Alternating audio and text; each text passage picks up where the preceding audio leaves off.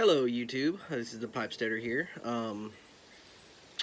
Here to talk to you today about 9/11, one of the worst tragedies to ever hit our great nation. Yeah, not going to talk politics or nothing. This is basically, remembering, the hashtag, the phrase from the very beginning, never forget, Going along with that, I'll never forget. Well, I thought y'all would like to hear my story because a lot of this younger generation wasn't even around. I mean, my niece, who is now 19, she was 1 year old when it happens. 9/11 means nothing to her other than what she reads in the history books. It's not on a personal level like us. So, you know, generational thing. But anyways, let's get started here. So, I tried to go full on American as possible, and I wound up realizing I was lacking in something greatly: an American pipe. So every one of my premium pipes is a foreign pipe. I've got Peterson, Rossi, Savinelli, even Big Ben is from the Netherlands. I've got what was that other one? Another one from Scandinavian countries. It's just I don't have a nice American pipe. This is, a knockoff, cheap, no-name pipe, but it says Georgetown Collector. So I'm assuming this is the most American pipe I can get, but probably made in China. It doesn't say China anywhere on it, so we'll see. Hopefully this is an American pipe. So in fixing that, I have gone to Briarworks. As far as I'm concerned, the premium American pipe making company, and I have a pipe, a bulldog design. I don't own a bulldog shape pipe, and I want to, so I have one on my wish list, or sitting in my cart on the website, and next payday I am purchasing it, and then I will possess a premium American made pipe. I still can't believe I don't have one. It's just, I went through every one of them. I was like, oh my gosh.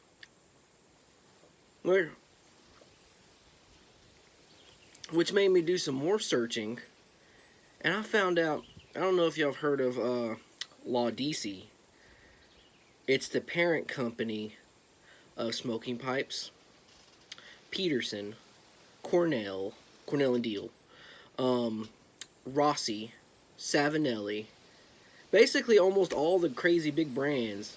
Well, DCO, I didn't even know they owned that much, but I just thought that was an interesting tidbit I learned today. I knew they owned smoking pipes and Peterson pipes, but I didn't know they owned Savinelli and all of them. And Briarworks. They own Briarworks too. I was like, oh my gosh. Well,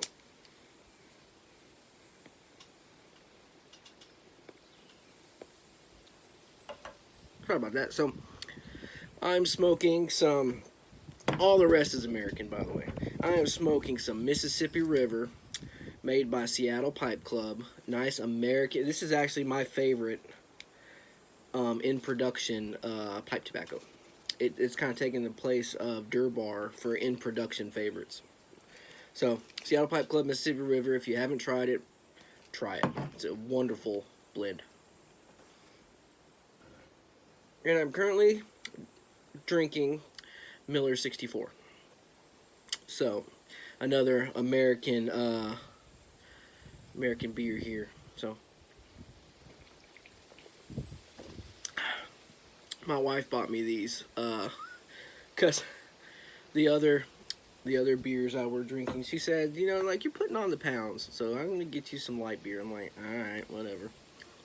They don't taste bad, so hopefully I'm sporting America today pretty good. So, anyways, there's my pairings. Now let's get started here. Like most of you older gents, mid-30s and up, y'all will remember what you were doing on September 11th, 2001. I do. I remember that whole day like it was yesterday. I can't remember what I did a week ago, but that day, I remember. Because quite frankly, I will never forget. So, in 2001, technology was old school. I think I had a Nokia cell phone or whatever. And I was in college. Woke up, turned on the TV, and I saw on the screen one of the twin towers on fire. The top was on fire. I'm like, my initial thought is, what movie is this? I mean, that was my initial thought. uh, I changed the channel, and there it was. Changed it again. There it was. I remember hitting MTV. There it was. Nickelodeon. There it was. I was like, what is this? So I started making some phone calls, and they're like, oh man, yeah, it's gone. And then, not 15 minutes after I woke up, realized what was happening, and was watching the TV, I saw live with the camera shot on TV that second plane come in and hit the middle of the second tower. And I was like, oh my gosh, this is like a legit thing. And then you hear reports of the Pentagon, then you hear reports of all flights grounded, and the one down in Pennsylvania, all heroes, they took the plane down. So legit heroes on that Pennsylvania one.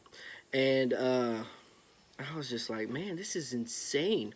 And not too long after that, one of my roommates, that at college, he walked in the door. He had an early class, and I'm like, dude, all classes are canceled today. I'm like, oh man. And so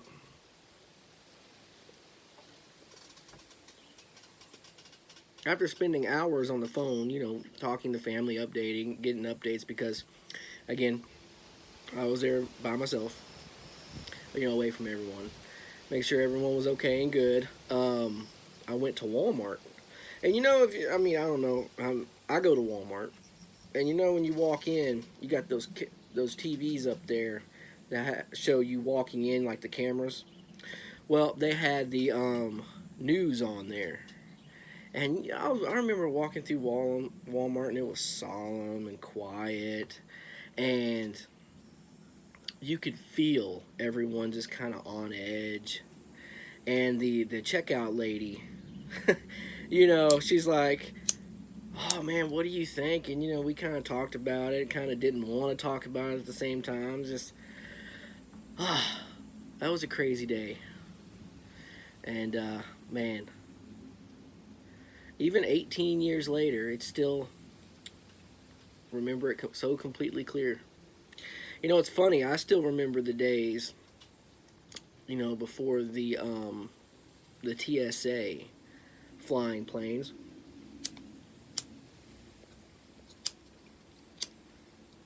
My lighter's going out now, I'm sorry.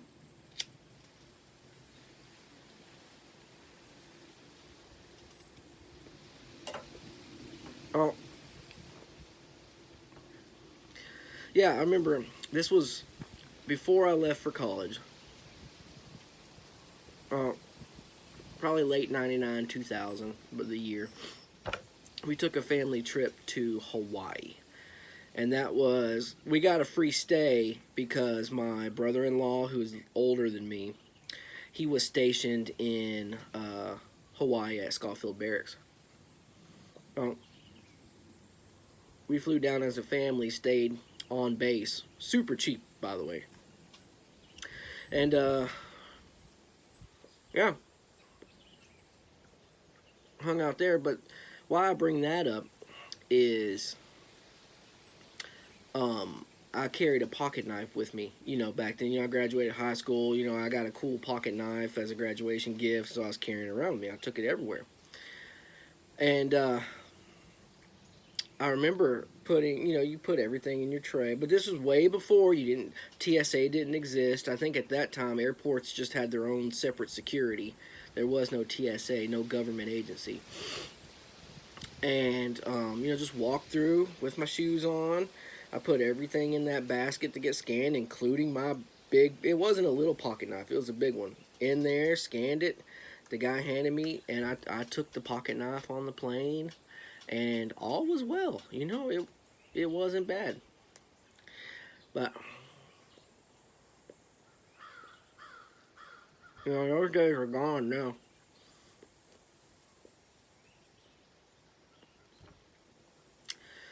Yeah, so I don't know. They might have. We might have captured Bin Laden and bombed and stormed the mess out of the Taliban or the people responsible. But there's no denying they did change America. Oh. Hopefully we can get back to pre 9/11 days here soon, especially with our neighboring borders. Like up in Canada, I watched again, it's off topic kind of. I was watching a documentary on U.S. Canada and the history of the countries or whatever, and it was talking about the borders. And there's a town where the city is cut in half. Half the city's in Canada, and half the city is in the U.S. And they were showing there's this one street that the main street you drive down, which is the border of the country. You will see Canadian flags on one side of the street and U.S. flags on the other side of the street, and you will see border patrol for both countries going back and forth on the street. And one particular thing I saw was the library was specifically built. This was way back in the day, to be right smack between the borders. And you walk in, half the libraries in the U.S. and half the libraries in Canada. There's a line on the floor, and now there's bookshelves, so where you can't really go past. And they were interviewing town people, and they were like, yeah, before 9/11, you could freely cross. This city was just like any other city. You could drive around, but now roads are cut in half, and so it's just craziness. But yeah, so good times, I guess.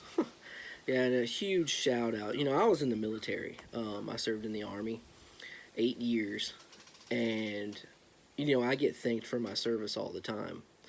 But the people that don't as much are the policemen and firefighters, the first responders, EMTs. That's why I think if you see a firefighter, EMT, policeman out and about, in a restaurant, thank them for their service, pay for their meal. Because, in 9/11, they were the real heroes. The military came in after the fact and did what needed to be done overseas, but here on the home front, the police, firemen, and EMTs, those were the real heroes of the day. Oh, yeah.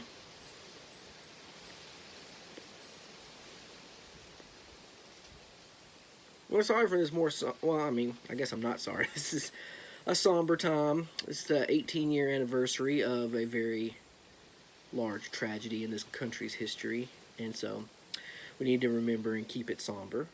But yeah. So yeah, but to recap, tobacco news and stuff. Georgetown Pipe, Seattle Pipe Club, Mississippi River. This should be in everyone's cellar. It is just a wonderful blend. Period. And enjoying some Miller on this beautiful, not too hot Texas day here. waiting for it to cool down. The garden perimeter and stuff is done. A few videos back you saw it, but I've yet to be able to get out there and till because it's just so stinking hot. It's just ridiculously hot. So, yeah, I put it out there where you're in direct sunlight. There is no shade, so it's much better. Like right now, I'm in the shade, and it's very tolerable and actually feels pretty good, especially with the breeze going. So, yeah, updates on that and the homestead coming. And of course, if y'all want me to talk about anything or cover anything on my videos, have questions about what you see or hear in the videos, feel free to leave a comment below. Hit me up on Twitter. I'm getting more active every day on Twitter, so yeah, follow me there. It's at Pipesteader. And I'll keep you updated on the current happenings. Anyways, this is Catholic Pipesteader saying God bless and pleasant smokes.